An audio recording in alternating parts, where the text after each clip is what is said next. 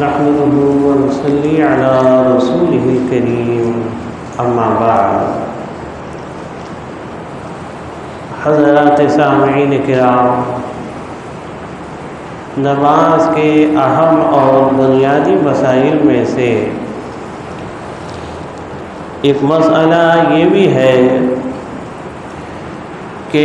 جس وقت ہمارے مصلی حضرات، ہمارے نمازی حضرات وضو کرتے ہوتے ہیں تو ایک چیز خاص کر دیکھنے میں آتی ہے کہ ایک گفتگو چلتی ہوتی ہے. کوئی خیریت معلوم کر رہا ہوتا ہے، کوئی حال چال پوچھ رہا ہوتا ہے، کوئی سلام دعا کر رہا ہوتا ہے، کوئی دوسرے مسائل پہ گفتگو کر رہا ہوتا ہے. اگر دیکھا جائے تو وہاں 4-5 یا جتنے بھی نمازی حضرات وضو کر رہے ہوتے ہیں تو انہیں کوئی نہ کوئی موضوع چاہیے ہوتا ہے، کوئی نہ کوئی ایک ٹاپک ان کو چاہیے ہوتا ہے، اور وہ اس پر اتنی دیر وضو کرتے کرتے گفتگو بھی کر لیتے ہیں اور سوچتے ہیں شاید کہ ہم نے وضو بھی کر لیا اور ہماری یہ گفتگو بھی مکمل ہو گئی. تو یہ کتنا بڑا گناہ ہے اور نیکیاں کس قدر ختم ہو جاتی ہیں. اور میں اپنے ایک استاد گرامی کی مثال بھی پیش کروں گا کہ جب میں طالب علمی کے زمانے میں بچپن میں مدرسے میں پڑھتا تھا تو ہمارے استاد نے وہ مثال پیش کری تھی، وہ آج تک مجھے یاد ہے، وہ آپ کے سامنے میں پیش کروں گا. اور دوسرا مسئلہ یہ عرض کروں گا، اس پہ گفتگو کروں گا کہ وضو کرنے کے بعد اگر جماعت قائم ہو چکی ہے، کھڑی ہو چکی ہے، تو بعض لوگ بھاگنے کی کوشش کرتے ہیں، جلد بازی کرتے ہیں اور چاہتے ہیں کہ دوڑ کر بھاگ کر جلدی سے جماعت میں جس طرح بھی موقع ملے ہم پہنچ جائیں. یہ تو زحمت گوارا نہیں ہوتی کہ پہلے سے اہتمام کریں، لیکن یہ ضرور کوشش کرتے ہیں کہ چاہے کواڑ مسجد کا زور سے لگ رہا ہے اور اس سے جماعت میں خلل پیدا ہو اس کی بھی پرواہ نہیں ہے، قدم تیز چل رہے ہیں، خلاف ادب مسجد کے دوڑنے کی شکل پیدا ہو گئی، ایک دوڑنے کی شکل پیدا ہو گئی، اس کا بھی لحاظ نہیں. تو اس پر بھی عرض کروں گا. تو پہلا مسئلہ ان 2 مسائل میں سے جس پر آج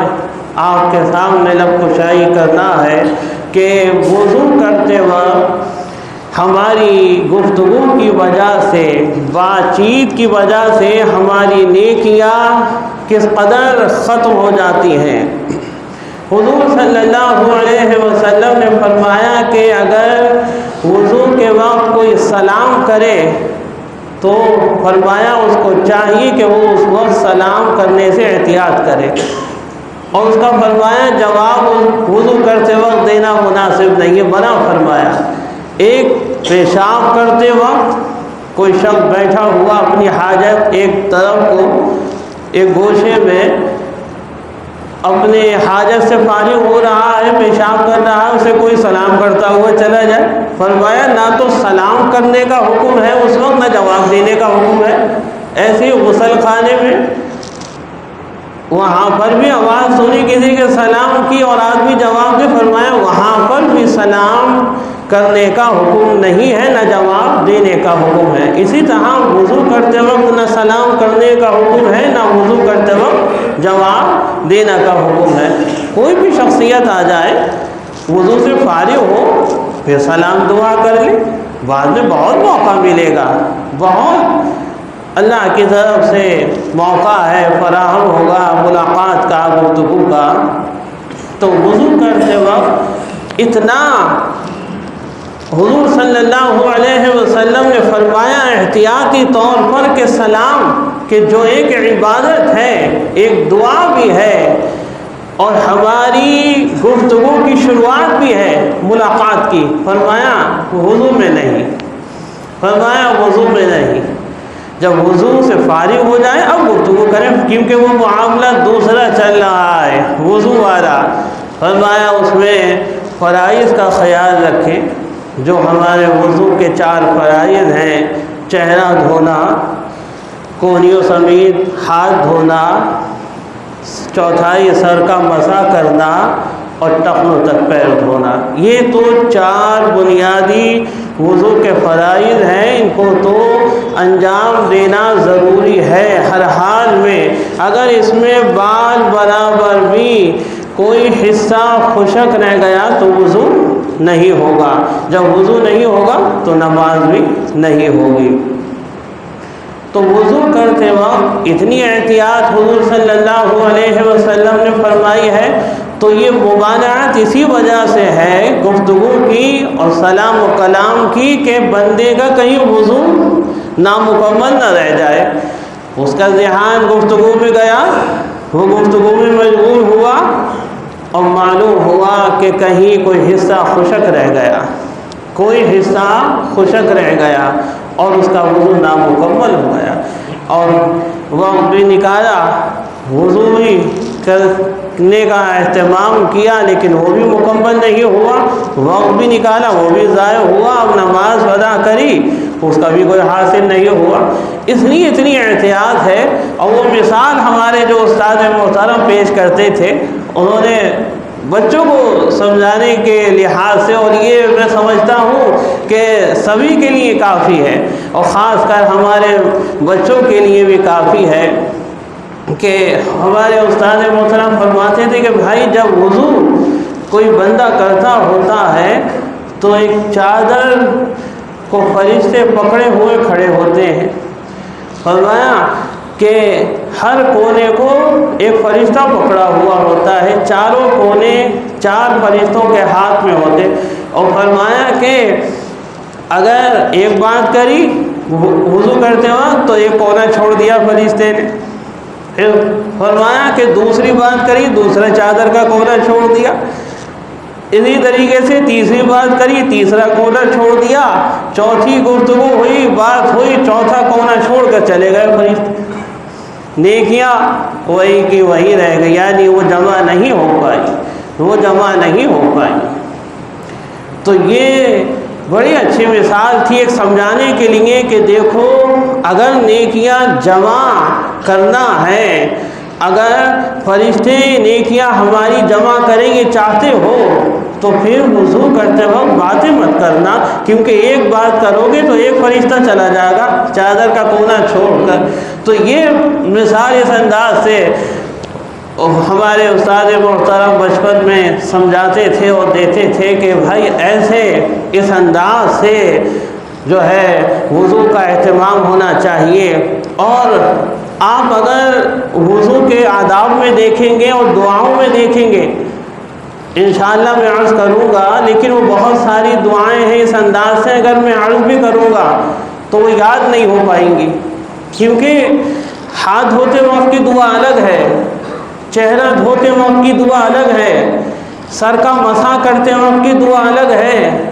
گردن کا مسح کرتے وقت کی دعا الگ ہے، پیر دھوتے وقت کی دعا الگ ہے۔ اگر آپ دعاؤں کی کتاب میں تحقیق کریں گے اور غور کریں گے تو اللہ کے رسول صلی اللہ علیہ وسلم الگ الگ موقعوں پر یہ الگ الگ دعائیں پڑھا کرتے تھے۔ چہرہ دھوتے وقت کی دعا الگ پڑھتے تھے، ہاتھ دھوتے وقت کی دعا الگ آپ پڑھتے تھے، سر کے مسح کی الگ پڑھتے تھے، قدم مبارک دھوتے وقت کی دعا الگ پڑھتے تھے۔ تو یہ دعاؤں کا اہتمام کا موقع ہے، نہ کہ باتوں کا موقع ہے۔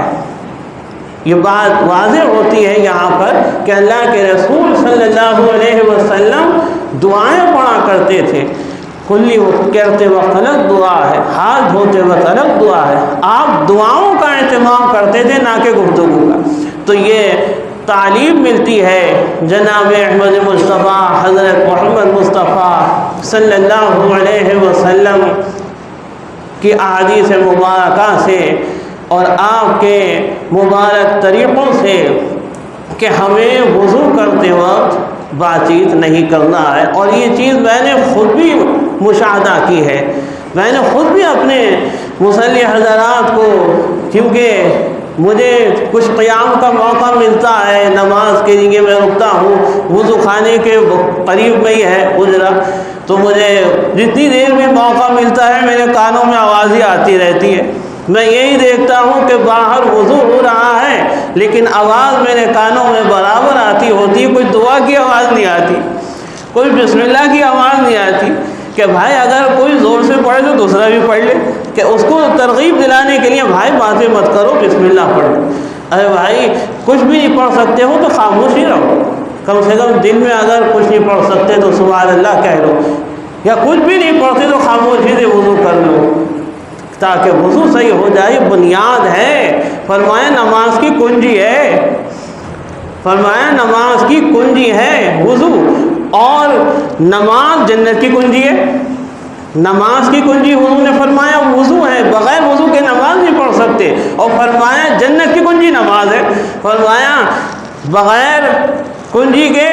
ताला नहीं खुलेगा, जब ताला नहीं खुलेगा जन्नत में नहीं दाखिल हो सकते। इसी अंदाज से जब तक वज़ू सही नहीं होगा नमाज सही नहीं होगी, जब नमाज सही नहीं होगी जन्नत में दाखिल नहीं हो सकते। तो ये एक चीज़ दूसरे के लिए लाजिम और मलज़ूम करार दे दी गई है, तो इस बात का एहतमाम करना है, और हमें अपने छोटों को भी ये नसीहत करना है और एक पैगाम देना है। आज हम इस पर अमल नहीं करेंगे, हमारे छोटे क्या अमल करेंगे? जो हमारे नौजवान हमारे पास बैठे हुए वज़ू कर रहे हैं, उन्हें क्या हम पैगाम दे रहे हैं वो भी देखेंगे। हमारे बड़े गुफ्तगू कर रहे हैं, वो भी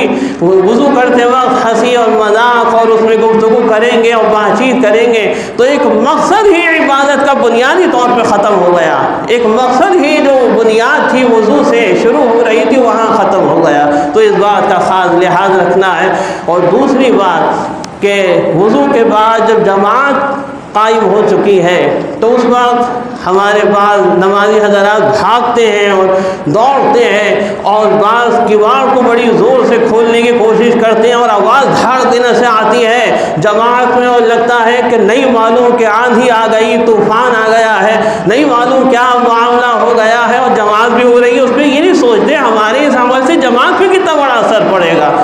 अरे एहतमाम करना, पहले से आइए, अब अगर देर हो गई है तो अल्लाह के रसूल की हदीस सुनिए। अल्लाह के रसूल सल्लल्लाहु अलैहि वसल्लम ने फरमाया कि अगर किसी की जमात की कुछ रकातें निकल जाएं किसी मजबूरी की वजह से, तो फरमाया कि जहाँ से जमात मिल रही है शरीक हो जाओ, जो मिल जाए पढ़ लो, जो निकल जाए पूरी कर लो। और फरमाया कि जमात को हासिल करने के लिए ना भागने की ज़रूरत है, ना दौड़ने की ज़रूरत है, ना धक्का मुक्की करने की ज़रूरत है। फरमाया इत्मीनान से वक़ार के साथ आओ, और फरमाया जहाँ से मिल जाए शरीक हो जाओ, जितनी मिल जाए पढ़ लो, जितनी निकल जाए पूरी कर लो। वो तो बाद में आदमी पूरी कर सकता है। तो एहतमाम भाई पहले से होता है, वक्त पे नहीं होता है। वक्त पे कोई इंसान ये जाहिर करे मैं जमात का आशिक हूँ, मैं जमात के लिए भाई एहतमाम करने वाला हूँ, भाग दौड़ करूँ, तो वो चीज़ सही नहीं है।